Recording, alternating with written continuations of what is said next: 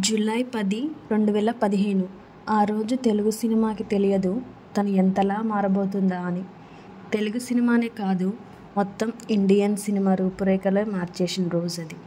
SS Rajamouli గారు బాహుబలిని release చేసిన రోజు అది. అప్పటి వరకు ఇండియన్ సినిమాల్లో కొత్త కాన్సెప్ట్స్ని ట్రై చేద్దామన్నా కూడా బడ్జెట్ సరిపోక, గ్రాండ్నెస్ లేక, మంచి ఐడియాస్ ఉన్న మూవీస్ కూడా మంచిగా అనిపించేవి కాదు. కానీ రాజమౌళి గారు మెల్లగా ఇది మార్చడం మొదలుపెట్టారు.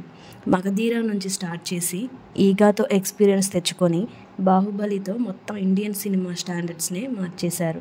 అసలు బాహుబలి తెలుగు సినిమాని ఎలా మార్చింది, తెలుగు సినిమాని ఇంటర్నేషనల్ రేంజ్కి ఎలా తీసుకెళ్ళింది, 10 ఏళ్ల తర్వాత చూస్తే అసలు బాహుబలి ఇంపాక్ట్ ఎంతుంది, 10 years తర్వాత ఫర్ ద ఎపిక్ బాహుబలి వీడియోలో డిస్కస్ చేసుకుందాం. ఎంత పెద్ద ఎపిక్ స్టోరీ అయినా ఒక చిన్న ఐడియాతోనే స్టార్ట్ అవ్వాల్సిందే. బాహుబలి కూడా అలానే స్టార్ట్ అయ్యింది. రాజమౌళి వాళ్ళ ఫాదర్ విజయేంద్ర ప్రసాద్ గారు ఒక షాట్ చెప్పారంట. శివగామిదేవి అలా వాటర్లో కొట్టుకెళ్ళిపోయేటప్పుడు ఆ బేబీని పైకి పట్టుకునే షాటు. ఎందుకో ఈ షాట్ రాజమౌళి గారి బ్రెయిన్లో స్ట్రక్ అయిపోయింది. ఇది జరిగిన కొన్నాళ్ళకి కట్టప్ప ఒక లోయల్ వారియర్ క్యారెక్టర్ క్రియేట్ అయ్యింది. ఇలా ఒక్కొక్క క్యారెక్టర్ మెల్లమెల్లగా రావడం మొదలైంది. బాహుబలికి పునాది పడడం స్టార్ట్ అయింది. రాజమౌళి గారికి అమరచిత్ర కథ కామిక్ చాలా ఇష్టం అండ్ ఇంటర్వ్యూస్లో కూడా చెప్పాడు కూడా. అలానే మహాభారతం కూడా ఆయనను చాలా ఇన్ఫ్లుయెన్స్ చేసిందంట. చిన్నప్పటి నుంచి ఆ కామిక్ చదువుకుంటూ పెరిగాడు. మరి ఆ మాత్రం ఇన్ఫ్లుయెన్స్ ఉండదా? ఒక పక్క తను చిన్నప్పటి నుంచి పెరిగిన కథ ఇన్ఫ్లుయెన్స్, ఇంకో పక్క వాళ్ళ నాన్నగారు చెప్పిన ఐడియాస్, ఇలా అన్నీ కలిసి ఒక అదిరిపోయే స్టోరీ రెడీ అయిపోయింది.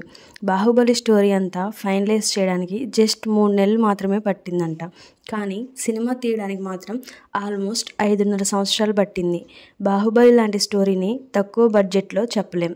ఒక గ్రాండ్నెస్ కావాలి, ఒక విజన్ కావాలి, అంత తీయగలమా అని కలగనే ధైర్యం కావాలి. రాజమౌళి గారు ఎగ్జాక్ట్లీ అదే చేశారు.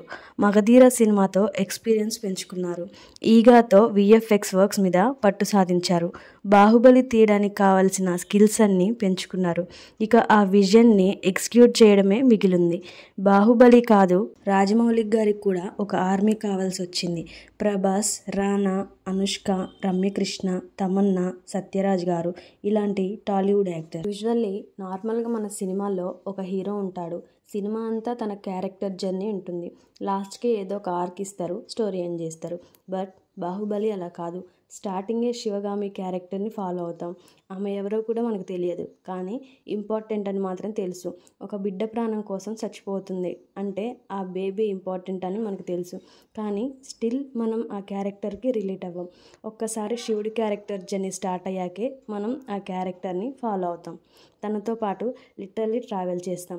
ఆ వాటర్ ఫాల్స్, మౌంటైన్స్, మంచు పర్వతాలు ఇవన్నీ మనల్ని మెల్లగా ఒక డిఫరెంట్ వరల్డ్లోకి తీసుకెళ్ళిపోతాయి. ఒక పాయింట్ తర్వాత మనం థియేటర్లో ఉన్నామన్న సంగతి కూడా మర్చిపోతాం. మాహిష్మతి ప్రపంచంలో, ఆ సామ్రాజ్యంలో ఇన్వాల్వ్ అయిపోతాం.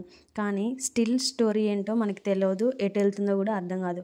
అప్పుడు తీసుకొస్తారు దేవసేన క్యారెక్టర్ని. Mother and son emotional core set అయిపోతుంది. బ్రదర్స్ మధ్య వైరం సెట్ అయిపోతుంది. కట్టప్ప లాంటి లోయల్ పర్సన్ ఎందుకో అట్లా మిగిలిపోయాడో అర్థమైపోతుంది. మెల్లగా క్యారెక్టర్స్ అందరికీ రిలేట్ అవ్వడం స్టార్ట్ చేస్తాం. మళ్ళీ ఇంతలోనే సడన్ బ్రేక్. శివుడి క్యారెక్టర్కి పాజ్ పెట్టి అమరేంద్ర బాహుబలి క్యారెక్టర్ని తీసుకొస్తారు. మళ్ళీ కొత్త క్యారెక్టర్, కొత్త సెటప్, కొత్త స్టోరీ. ఈలోపే వార్ సీక్వెన్స్. అసలు మనం రియలైజ్ అయ్యేలోపే అమరేంద్ర బాహుబలి క్యారెక్టర్ కూడా నచ్చేలా చేస్తారు. బల్లా క్యారెక్టర్ విలనిజంని ఎస్టాబ్లిష్ చేస్తారు. అసలు ఇంత పెద్ద స్కేల్లో తీస్తున్న మూవీలో స్క్రీన్ ప్లే పరంగా 2 స్టోరీస్ని ప్యారలల్ చేయడం చాలా రిస్కీ. కానీ ఇంతకంటే పెద్ద రిస్క్ లాస్ట్లో ఉంటుంది. కట్టప్ప బాహుబలిని చంపేశాడని చెప్పి పార్ట్ 2 టీజర్లు వేసి మూవీ ఎండ్ చేయడం. అసలు ఇండియన్ సినిమాల్లోనే ఇప్పటిదాకా ట్రై చేయని గ్యాంబుల్ ఇది. కానీ రాజమౌళి గారికి వర్కౌట్ అయింది.